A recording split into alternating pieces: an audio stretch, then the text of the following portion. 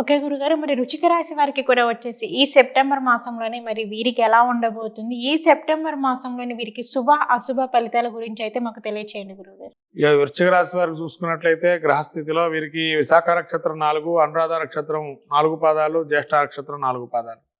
ఇది వృశ్చిక రాశి వారికి చెందింది. ఈ వృశ్చిక రాశి వారి యొక్క స్థితిని చూసినట్టే గ్రహస్థితి శని వక్రగతి తృతీయంలో ఉన్నాడు, అట్లే రాహు 5లో ఉన్నాడు, గురువు 7, 8లో కుజుడు, మళ్ళీ బుధుడు వచ్చేసేసి వీరికి ఈ యొక్క 9వ స్థానం, తదుపరి దశమ స్థాన సంచారం, అట్లా శుక్రకేతువులు 11వ రాశిలో సంచారం, తదుపరి రవి కూడా 11వ రాశి సంచారం. ఈ విధమైన సంచారాన్ని చూసుకున్నట్లయితే వృశ్చిక రాశి వారికి లోగడ ఏదైతే ఉందో శని వక్రగతి మంచి ఫలితాలు పొందుతున్నారు. హైక్ అనేది వచ్చే అవకాశం ఉంటుంది. శాలరీస్లో సంబంధించి ప్రమోషన్స్ రావాలని ప్రమోషన్స్ కూడా వస్తాయి. వృశ్చిక రాశి వారికి మొత్తం మీద ఈ యొక్క మాసం చాలా అద్భుతమైన మాసము. అట్లాగే వ్యాపారంలో ఉన్నవాళ్ళు సోదరమణులతో ఉన్నటువంటి సఖ్యత అనేది పెరుగుతుంది. వాళ్ళ వల్ల లాభాలు చేకూరుతాయి. అట్లనే రాహు పంచమస్థితి సంచారం వల్ల కుటుంబంలో ఒక సంతానం మొండిగా వ్యవహరించడం, ఈ మొండిగా వ్యవహరించడం వల్ల వాళ్ళు మానసిక స్థైర్యాన్ని కోల్పోవటం, తానే మాట చెప్పుకొని ఉండటం అనేది జరుగుతుంది. ముఖ్యంగా పంచమ స్థానంలో రాహు సంచారం వల్ల నిరాశ స్పృహ, ఎంత చేసినా ఇంట్లో ఇంతేనా నా గురించి అనుకునేది అని ఒక చిన్న నిరాశకు లోనవుతారు.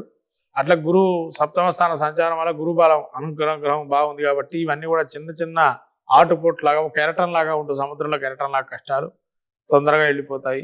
తర్వాత కుజుడు 8వ స్థాన సంచారం వల్ల శస్త్రచికిత్సలు కానీ, కాళ్ళకు సంబంధించి కానీ, మోకాళ్ళకు సంబంధించి కానీ, లేదా ఎక్కడైనా ఒక దెబ్బలు తగిలే అవకాశం ఉంటుంది. కింద పట్టమో ఏదో జరుగుతుంది, అటువంటి జరిగే అవకాశం ఉంటుంది. ముఖ్యంగా రెస్ట్ ఎంత తీసుకుంటే అంత మంచిది. ప్రయాణాలు చేసేటప్పుడు జాగ్రత్తగా ఉండండి. అగ్ని ప్రమాదాలు ఏవైతే జరిగే అవకాశం ఉంటాయో జాగ్రత్తగా, అగ్నికి సంబంధించిన వ్యవహారాలు చాలా జాగ్రత్తగా ఉండడం మంచిది. దొంగల భయం కూడా బాగానే ఉంది కాబట్టి దొంగలు అంటే తెలిసిన దొంగలుగా ఉంటారు. కొంతమంది దొంగలు ఎట్లా ఉంటారంటే మన చుట్టూరే ఉండి మనం తెలియకుండా దొంగతనం చేశామా అన్నట్టుగా ఫీల్ అవుతుంటారు. కాబట్టి ఏం చేయరు, మిమ్మల్ని చూస్తూ మిమ్మల్ని ఎక్కడ పెట్టాలో అక్కడ పెడతారు.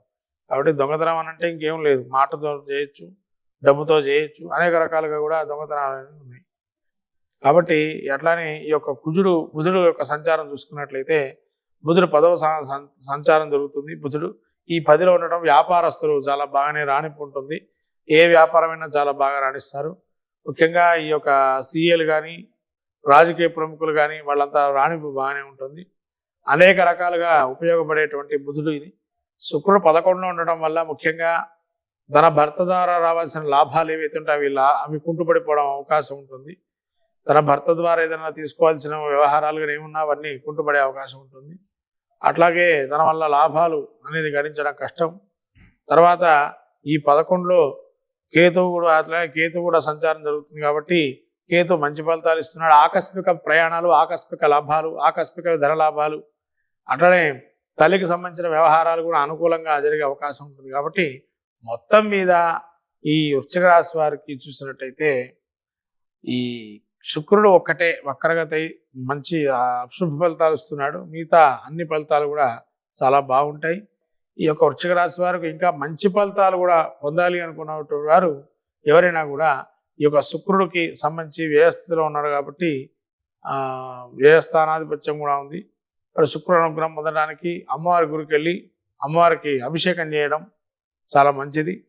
అట్లాగే ఇంట్లో ఖడ్గమాల స్తోత్ర పారాయణం చేయడం కూడా ఈ వృశ్చిక రాశి వారికి మంచి సత్ఫలితాలు ఇస్తాయి. అట్లాగే రాహు కూడా బాలేదు కాబట్టి ప్రతి సోమవారం రోజు ఆవు ఈ యొక్క పుట్టకు వెళ్ళి ఆవు పాలు పోసేసి ఆ అమ్మవారి దండ పెట్టుకోవడం కూడా చాలా మంచి సత్ఫలితాలు గోచరిస్తాయి.